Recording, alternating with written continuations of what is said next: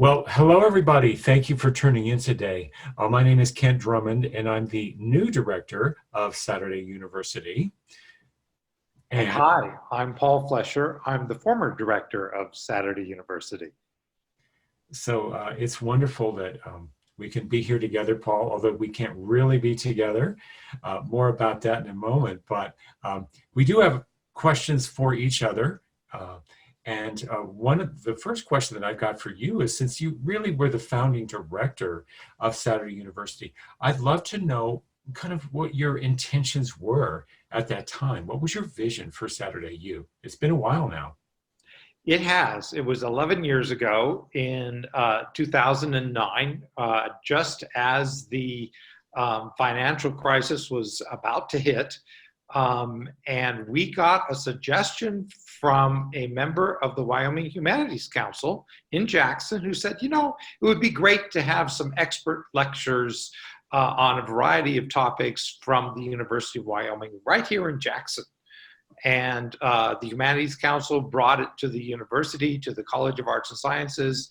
And to make a very long story short, I wound up cooperating with the director of the Humanities Council, and we began organizing sets of 3 professor lectures on Saturdays in Jackson. And we began by doing 3 different events across the year. Okay. And they were all in Jackson, correct? They were all in Jackson. It was a program that we originally put together there.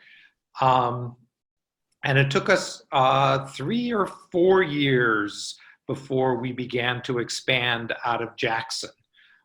We had got a real good reception there.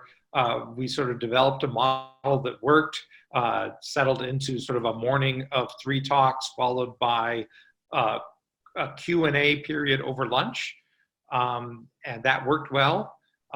We brought out then President Buchanan of the university, and he said, "Oh, this is a great program. Let's expand it."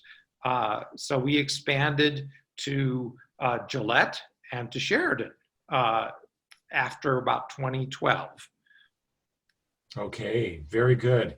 And so 11 years, of course, is a long time. The program has really not only survived, but thrived. And what would you say is kind of that secret sauce, if you will? What makes it so special and so popular and so sustainable? I think a number of things. Our attendees are people who want to hear experts in a variety of different areas. They are not particularly, they may have their own hot topics, but they're open to hearing anybody.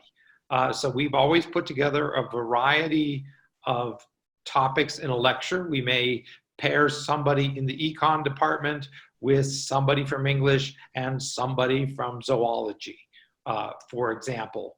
And I would say that one of the keys for the whole game is that it's to give an interesting talk on an interesting topic by an interesting person.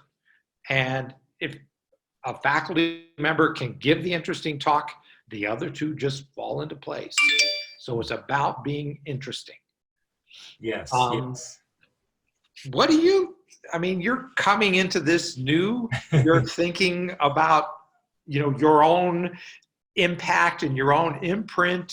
What do you think you're going to do? We're having this break because of COVID-19, but hopefully we'll be able to start up in the fall and you'll be the man in charge.